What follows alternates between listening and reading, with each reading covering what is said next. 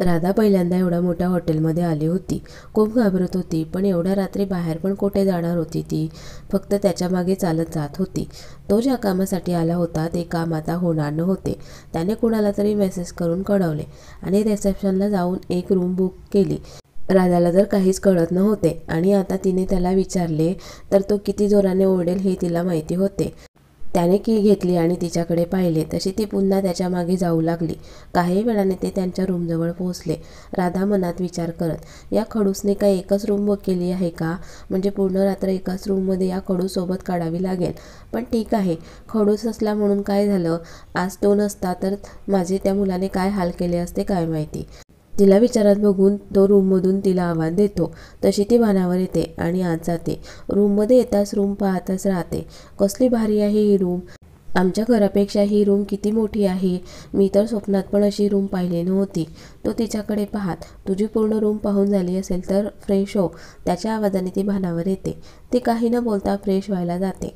ती गेल्यावर रुद्रच्या मनात विचार येतो, मी या राधाला एवढी मदत का करतोय? आजपर्यंत मी असं कधीच कोणासाठी काही केलेलं नाही. मग राधासाठी का करतोय? तो राधाचा विचार करत असतो आणि बाथरूम पाहून राधाला काही कळत नाही, कारण तिने एवढं मोठं बाथरूम कधी पाहिलेली नव्हती. ती नळाला हात लावायला जाते तर वेगळंच काहीतरी चालू होते आणि त्याच्या आवाजाने ती जोरात ओरडते. तिचा आवाज ऐकून विचार करत असलेला रुद्र भानावर येतो आणि पळत बाथरूममध्ये जातो. बाहेरून तिला आवाज देतो, राधा तू ठीक आहेस ना?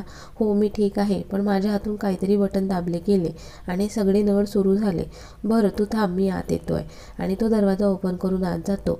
तिच्याकडे रागाने पाहतो, कारण तिने पूर्ण बाथरूममध्ये पाणीच पाणी केले होते आणि त्या गडबडीत ती पूर्णपणे भिजली होती. तो तिच्या बाजूला जाऊन उभा राहतो आणि सगळं बंद करतो. सगळं बंद केल्यानंतर तिच्यावर ओरडत, तुला एक काम सुद्धा नीट करता येत नाही का गं? जेव्हापासून भेटली आहे तेव्हापासून गडबड करत आहेस. ती रडायला लागते. आता रडू नकोस, चल. ती बाहेर जायला लागते, पण खाली बाथरूममध्ये पाणी असल्यामुळे तिचा पाय सरकतो आणि ती आधारासाठी मागून येणाऱ्या रुद्रला पकडते. तो पण बेसावध असल्यामुळे त्याचा पण तोल जातो आणि ते दोघं खाली पडतात. राधा खाली आणि रुद्र तिच्या अंगावर पडतो आणि त्या गडबडीत दोघांचा एकमेकांच्या ओठांना स्पर्श होतो. दोघं एकदम शॉक लागल्यासारखे एकमेकांकडे पाहत होते, कारण असे दोघांसोबत पहिल्यांदाच घडले होते. राधा पण कधी कोणत्या मुलाच्या जवळ गेली नव्हती आणि रुद्र पण कोणत्या मुलीच्या जवळ गेला नव्हता. दोघं भानावर येतात. राधा उठायचा प्रयत्न करते, पण रुद्र तिच्या अंगावर असल्यामुळे तिला उठता येत नव्हते आणि तिच्या अशा वागण्याचा रुद्राला राग आला होता. तो कसलाही विचार न करता तिच्या ओठांवर ओठ टेकवतो आणि सगळा राग तिच्या ओठांवर काढत असतो. राधा त्याला थांबवण्याचा प्रयत्न करते, पण त्याच्यासमोर तिचा जोर कमी पडतो. रुद्र तर एवढ्या फोर्सफुली तिला किस करत असतो आणि राधाला त्रास होत असतो. त्याचं मन भरतं तसा तो बाजूला होतो आणि तिच्या डोळ्यात आरपार पाहत, तुझ्यामुळे मी पडलो त्याची ही शिक्षा होती. राधा त्याच्याकडे न पाहता त्याला सॉरी म्हणते. तो हळूच उठून बाजूला झाला आणि बाहेर निघून गेला. बाहेर आल्यावर त्याने चेंज केले आणि फोन घेऊन गॅलरीमध्ये गेला. इकडे राधा पण तिचा आवरत होती. रुद्रला राहून राहून मगाशी घडलेला प्रसंग आठवत होता. तो विचार झटकत, हे मला काय होतंय? मी काय एवढा विचार करतोय तिचा? तोच त्याच्या रूमची बेल वाजते. तो दरवाजा ओपन करतो. त्याने त्या दोघांसाठी खायला ऑर्डर केले होते. राधा पण फ्रेश होऊन बाहेर येते आणि शांत सोफ्यावर बसते. रुद्रकडे पाहायची हिंमत पण नव्हती आणि विचारीने ऑफिसवरून घरी गेल्यापासून काही खाल्ले नव्हते. तिला खूप भूक लागली होती. रुद्रने तिला आवाज दिला तशी ती त्याच्याजवळ जाऊन उभी राहिली. तो तिच्याकडे न पाहताच, आता अशीच उभी राहणार आहेस का? भूक लागली असेल ना, खाऊन घे. तशी ती पटकन तिची प्लेट वाढते आणि सोफ्यावर जाऊन खायला लागते. तिला खूप भूक लागल्यामुळे ती पटापट खात असते. तिला तसं खाताना बघून रुद्रला हसू येतं, पण तो तिच्या समोर नॉर्मल राहायचा प्रयत्न करतो. तिचं खाऊन झाल्यानंतर ती सोफ्यावर आडवी होते आणि ऑफिसवरून घरी गेल्यापासून तर आतापर्यंत काय काय झाले याचा ती विचार करत होती. आज तिला रुद्रमुळे घरी जायला उशीर झाला होता. उशीर झाल्यामुळे काका काकूंनी तिला घराच्या बाहेर हाकलून दिले होते. त्यानंतर तो मुलगा तिच्या मागे येऊन तिच्यावर जबरदस्ती करत होता. रुद्र सर आल्यामुळे ती वाचली होती आणि आता पण रुद्र सरांनी तिला मदत केली होती, म्हणून आज ती सेफ होती. खडूस आहे पण मदत करतात, ती विचार करत होती. तोच तिला आठवतं की तिचा मोबाईल पडल्यामुळे बंद झाला होता. ती उठून तिचा मोबाईल चालू करते, पण तो चालू होत नाही. कदाचित चार्जिंग नसेल म्हणून चालू होत नसेल. ती रूममध्ये इकडे तिकडे पाहते आणि तिला बोर्डला चार्जर लावलेले दिसते. ती उठून लाईट लावते तसा रुद्र तिच्याकडे रागाने पाहत, आता काय राहिले तुझे? झोप ना निवांत. स्वतः पण झोपत नाही आणि मला पण झोपू देत नाही. आता उभी का आहेस? लाव तुझा फोन चार्जिंगला. ती पटकन फोन लावते आणि जायला लागते. तोच त्याचा आवाज येतो, राधा तू नक्की काहीही केलं नाहीये ना? नाही म्हणजे एवढ्याशा छोट्या कारणाने तुला घरातून हाकलून दिले हे मला काही पटत नाहीये. तुझं बाहेर अफेअर तर नाही ना सुरू आहे? आणि तू त्या मुलासोबत पडून जायचा तर विचार नाही ना करत आहे? राधा शांत असते, काहीच बोलत नाही. अगं बोल, मी काहीतरी विचारतोय तुला.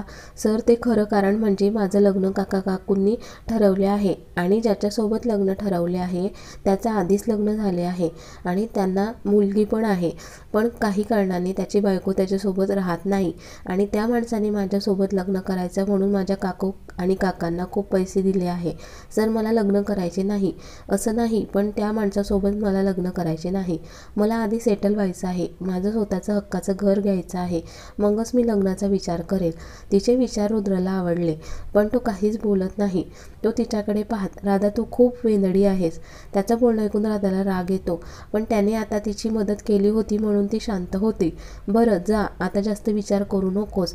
खूप रात्र झाली आहे, जाऊन झोप. नाहीतर उद्या उशिरा जाग यायची आणि ऑफिसला यायला लेट व्हायचं. राधा थोडं वाकडं तोंड करून हा खडूस कधी सुधारणार नाही. ती सोफ्यावर जाऊन पडते. पडल्या पडल्या तिला झोप लागते. रुद्र तिचा विचार करत असतो, त्याला झोप लागत नाही. तो इकडून तिकडे कूच बदलतो. तोच कसला तरी आवाज येतो. तसा तो उठून इकडे तिकडे पाहतो, पण त्याच्या लक्षात येत नाही. तोच त्याचं लक्ष राधाकडे जातं, तर ती खाली पडली होती. तिचा एक हात आणि एक पाय सोफ्यावर होता. तिला तसं बघून रुद्र डोक्याला हात मारून घेतो. अरे यार, ही मुलगी कोणत्या जन्माचा बदला घेते काय माहिती. तो तिला उचलून नीट झोपवतो आणि तो पण झोपायला जातो. पुन्हा आवाज येतो. रुद्र रागाने, ही मुलगी एवढी गाढ झोपली आहे, मागच्या जन्मात काय कुंभकर्ण होते की काय काय माहिती. आपण झोपमध्ये दोनदा खाली पडलो तरी परोळासारखी झोपली आहे. या राधाचं काहीही होणार नाही. तो तिला उचलून बेडवर घेऊन येतो आणि नीट मध्ये झोपवतो, जेणेकरून पडणार नाही. तो पण तिच्या शेजारी झोपतो. तो लाईट बंद करणार त्याआधी एकदा तिच्याकडे पाहतो, तर ती शांत झोपलेली असते. झोपमध्ये खूपच निरागस दिसत होती ती. तिचं ते गोरे रूप, काळ्या शारा ॲब्रो, लांब सडक पापण्या आणि तिच्या ओठांच्या वर असलेली तीळ खूपच सुंदर दिसत होती ती. रुद्र बराच वेळ तिलाच पाहत होता.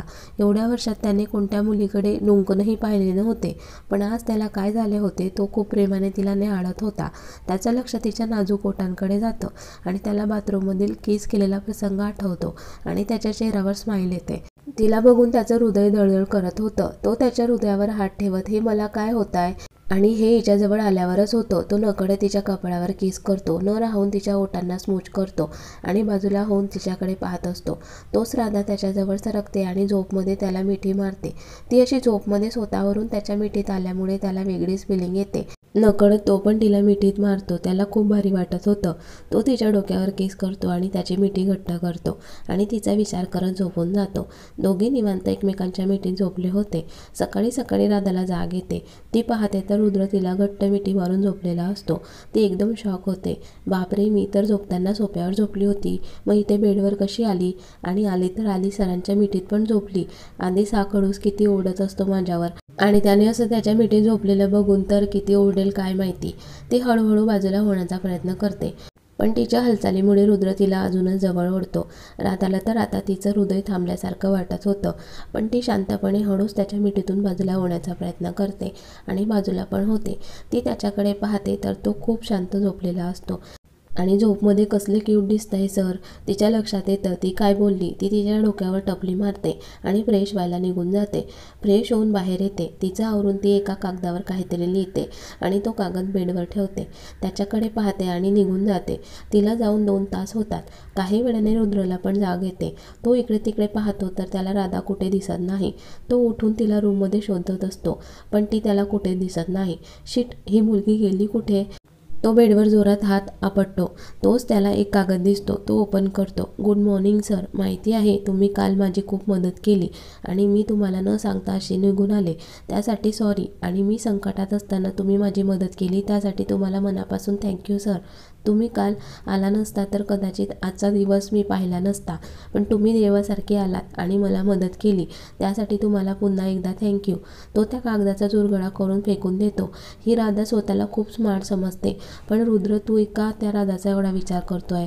तुला तुझे काम आहे, त्या राधाचा विचार सोड आणि तुझे काम कर. तोच त्याच्या मोबाईलला कोणाचा तरी मेसेज येतो. तो मोबाईल पाहतो आणि मेसेज वाचून पटकन त्याचा आवरायला जातो आणि निघून जातो. इकडे राधा मयुरीला फोन करून सांगते की ती तिच्या फ्लॅटला येते म्हणून. मयुरी पण तिला ॲड्रेस पाठवते. काही वेळाने राधा तिथे पोहोचते. मयुरी तिच्याकडे पाहत, राधा एवढ्या सकाळी तू इथे काही काम होतं का? म्हणजे तू इकडे आली म्हणून विचारले. राधा मयुरीकडे पाहत हो हो सांगते. तोच टीना पण तिथे येते. राधाला तिथे बघून तिला पण तोच प्रश्न पडला होता. राधा त्या दोघींकडे पाहत, अगं काकूंची इच्छा होती त्या माणसाशी लग्न कर म्हणून. तुम्हाला माहिती आहे तो माणूस कसा आहे. मला त्याच्यासोबत लग्न करायचे नाही आहे आणि काल ऑफिसवरून घरी जायला उशीर झाला म्हणून काकूंनी मला घराच्या बाहेरचा रस्ता दाखवला. आता माझ्याकडे राहायला जागा नाही आहे म्हणून तुमच्याजवळ आले. प्लीज मला मदत करा. राधा तू शांत हो आणि आम्ही नाही तर कोण मदत करेल तुला. तू काळजी करू नकोस, तू राहा इथे. त्यांचं बोलणं ऐकून तिला बरं वाटतं आणि ती त्या दोघींना मिठी मारत थँक्यू म्हणते. बरं चल आता तू अजिबात टेन्शन घ्यायचं नाही. बरं सांग तू काय खाशील? आज आमच्या हातचा नाश्ता करून बघ. राधा हसत, तुम्ही राहू द्या, आज मी नाश्ता बनवते, तुम्ही एन्जॉय करा. मला फक्त सांगा कुठे काय सामान ठेवलं आहे. मयुरी तिला सगळं सामान दाखवते. राधा त्या तिघांसाठी नाश्ता बनवते. त्या तिघं मिळून नाश्ता करत असतात. नाश्ता करता करता टीना रुद्र सरांचा विषय काढते. तसा राधाला ठसका लागतो. मयुरी राधाला पाणी देत, अगं हळू. राधा पाणी पिते. तसं तिला बरं वाटतं. ती जास्त काही न बोलता नाश्ता करते. त्यांचा नाश्ता झाल्यानंतर त्या ऑफिसला जायला निघतात. काही वेळाने त्या ऑफिसला पोहोचल्या आणि त्यांच्या कामात बिझी झाल्यात. रुद्र अजून आला नव्हता म्हणून सगळे निवांतपणे काम करत होते. तोच टकटक त्याच्या शूजचा आवाज आला. तसे सगळे पटापट काम आवरायला लागले. तो आत येताच सगळ्यात आधी राधाकडे पाहिले आणि त्याच्या कॅबिनमध्ये जायला निघाला. केबिनमध्ये येऊन त्याने राधाला फोन करून केबिनमध्ये बोलावले. राधा मनात विचार करत होती की आता खडूस आत बोलवेल आणि तेच झाले. ती आत जायला खूप घाबरत होती कारण तिला माहिती होतं तो सकाळी सकाळी तिला ओरडणार म्हणून ती घाबरत त्याच्या केबिनच्या बाहेर येते. पण आत जायची हिंमत नव्हती. तोच नरेन सर पण तिच्या जवळ येतात. ते टकटक आवाज होतात. त्याचा कमीन आवाज येतो तसे ते दोघं आत जातात. दोघं शांत उभे असतात, काहीच बोलत नाही. रुद्र पण काहीच बोलत नाही. नरेन हळूच राधाला सांगतो, सरांना काही काम नाही मग आपल्याला इथे का बोलावले असेल? तोच त्याचा करारी आवाज त्यांच्या कानावर पडतो. तुमच्या दोघांचं बोलणं झालं असेल तर मी बोलू का? तसे घाबरून राधा आणि नरेन सर सॉरी म्हणतात. मिस राधा, मला आजच्या पूर्ण दिवसाचं शेड्यूल सांगा. राधा त्याला एक एक करून सांगत असते. तिचं सांगून झाल्यानंतर रुद्र नरेनकडे पाहत, येत्या काही दिवसात खूप महत्त्वाची मीटिंग आहे, त्याकडे तुम्ही जातीने लक्ष द्या. त्या प्रोजेक्टमध्ये मला कुठलाही हलगर्जीपणा चालणार नाही आहे. हो सर, तुम्ही म्हणताय तसंच मी करेल. बरं, तुम्ही सिंगापूरच्या त्या क्लायंटसोबत मीटिंग अरेंज करा. मला त्याबद्दल पण सगळ्या डिटेल्स लवकरात लवकर पाहिजे आहे. आणि प्रशांत सर असताना कुठले प्रोजेक्ट पेंडिंग आहे त्याची इन्फॉर्मेशन मला येत्या 1 तासात हवी आहे. तुम्ही जाऊ शकता. नरेन निघून जातो. राधा पण जायला लागणार. तोच रुद्र तिच्याकडे रागाने पाहत, तुला कोणी सांगितले जायला? तशी राधा घाबरून थांबते. मनात विचार करत आता खूप ओरडा खावा लागेल. पण रुद्र तिच्यासोबत कामाचं बोलत होता. तिला काही फाईल दिल्या आणि त्या चेक करून डॉक्युमेंट्स नीट लावायला सांगितले. राधा पण तिचं काम करण्यात मग्न होती. ती खूप मनापासून काम करत होती आणि आपला हिरो त्याचं काम सोडून तिच्याकडे पाहत होता. राधाला तर माहिती पण नव्हतं की रुद्र तिच्याकडे पाहतो आहे म्हणून. ती इनोसंटपणे तिचं काम करत होती आणि त्यात ती खूप क्यूट दिसत होती. ती तिचं काम कंप्लीट करून त्याच्याकडे पाहून, सर तुम्ही सांगितलेलं काम कंप्लीट झाले. त्याला असं तिच्याकडे पाहताना तिला खूप ऑकवर्ड वाटते. ती नजर चुकवत त्याला पुन्हा सांगते. तसा तो भानावर येतो. ओके, तू जाऊ शकतेस. ती जायला लागणार. तो तिला पुन्हा आवाज देतो. तशी ती थांबते आणि त्याच्याकडे पाहत, काय सर म्हणते. तसा तो उठून तिच्याजवळ येत असतो आणि राधा पूर्णपणे गोंधळली होती. तो तिच्याजवळ येऊन उभा राहतो. आज राधाने केसांना क्लिप लावली होती. तो ती क्लिप काढतो आणि तिच्याकडे बघून हसतो. राधाला तर काहीच कळत नाही. ती घाबरून खाली पाहत असते. तो थोडा खाली वाकून तिच्या कानाजवळ त्याचे ओठ नेतो आणि हळूच म्हणतो, तुझे ओठ रेड रोज सारखे आहे. एवढं बोलून तो बाजूला होतो. तिला तर कानाजवळ गुदगुल्या झाल्यासारखं वाटतं. तो त्याच्या चेअरवर बसत, मला बँगलोरच्या क्लायंटकडून काही डॉक्युमेंट्स पाहिजे आहे. तू त्याला मेल करून मागवून घे. ती एस सर म्हणते आणि निघून जाते. ती केबिनच्या बाहेर येते आणि तिच्या हृदयावर हात ठेवत, बापरे किती जोरात पडत आहे हे. खडूस जवळ आला की काय होतं काय माहिती. ती पटकन तिच्या डेस्कजवळ येते आणि तिचं काम करण्यात मग्न होते. पण केबिनमध्ये बसून रुद्र मगासपासून तिची मजा कॅमेरामध्ये पाहत होता. रुद्र, खरंच तू कधी कोणत्या मुलीचा एवढा विचार केला नाही तेवढा या राधाचा करतोय. पण ती आहेच तेवढी क्यूट. ती जवळ आली की काहीतरी वेगळीच फिलिंग येते. तू माझ्या सतत जवळ राहावं असं मला वाटत आहे. राधा, तू पहिली अशी मुलगी आहे की या रुद्रच्या आयुष्यात आली आहे. मला आवडेल राधा तुझ्याशी लग्न करायला. तो हसत त्याच्या लॅपटॉपच्या स्क्रीनवरून हात फिरवत बोलतो. कारण लॅपटॉपवर त्यांनी व्हिडिओ पॉज केला होता. त्यावर राधाचा चेहरा दिसत होता. काही वेळाने रुद्र पण त्याच्या कामात बिझी होतो. त्याचे काही महत्त्वाचे कॉल असतात आणि 2 ऑनलाईन मीटिंग असतात. नरेन आणि राधा तर रुद्रच्या पुढे मागे करून खूप थकले होते. कारण प्रशांत सर होते तेव्हा त्यांच्याजवळ एवढं लोड नव्हता. पण रुद्रला येऊन 2 दिवस झाले होते आणि 2 दिवसात त्याने त्यांना सगळ्यांकडून बरीच कामे करून घेतली होती. पण नरेश आणि राधा रुद्रला काम करताना बघून ते पण पूर्ण जोशात काम करत होते. त्यांचा दिवस असाच कामात निघून जातो. पुढच्या आठवड्याचं पूर्ण शेड्यूल पॅक होतं आणि राधाला अंदाज आला होता की रुद्र सरांसोबत तिला किती काम करावं लागणार होतं. असाच एक आठवडा त्यांच्या कामात निघून जातो. राधा तर पूर्ण गळून गेली होती. कारण तिला एवढी कामाची सवय नव्हती. आज ती बेडवर पडल्या पडल्या विचार करत होती. रुद्र सरांनी 1 महिन्याचं काम 1 आठवड्यात केले. कामाच्या बाबतीत खूप कडक आहेत सर. जे हातात घेतले ते पूर्ण करतील तेव्हाच राहतील. तिला झोपलेलं बघून मयुरी राधाला विचारते, काय गं, दमलीस का? हो अगं, मी तर आज शांत झोपणार आहे आणि उद्या सकाळी पण उशिरा उठेल.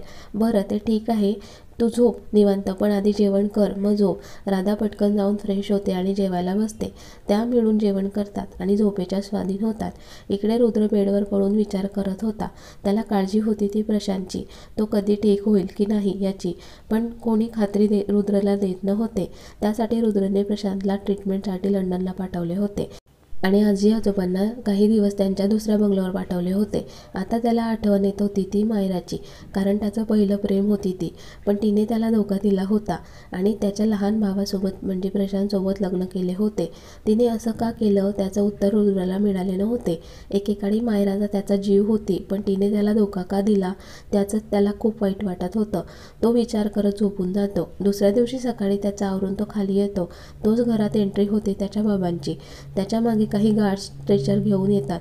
त्यावर मायरा असते. तिला रुद्रचे बाबा हॉस्पिटलमधून घरी घेऊन आले होते. खरं तर प्रशांत आणि मायराचा खूप मोठा अपघात झाला होता. खूप क्रिटिकल कंडिशन प्रशांत आणि मायराची होती. म्हणून रुद्रचे बाबा तिला घरी घेऊन आले होते. रुद्र त्याच्या बाबांकडे रागाने पाहत, हिला इथे का आणले आहे? रुद्र, वहिनी आहे ती तुझी आणि ही कुठली बोलायची पद्धत तुझी?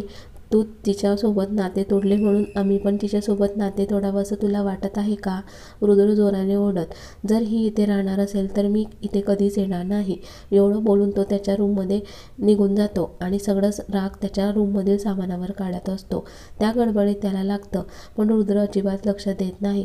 तो स्वतःला सावरतो आणि त्याचा फोन काढून राधाला फोन करतो. इकडे मॅडम चांगल्या झोपमध्ये असतात. फोनची रिंग होते पण ती राधा उचलत नाही. तो तिला पुन्हा फोन करतो. तशी ती वैतागत झोपमध्ये फोन उचलते.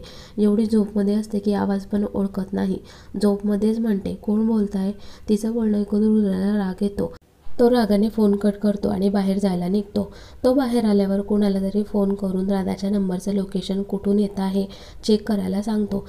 त्याला समजतं तसा तो ती जिथे आहे तिथे जायला निघतो. बघूया पुढील भागात काय होते.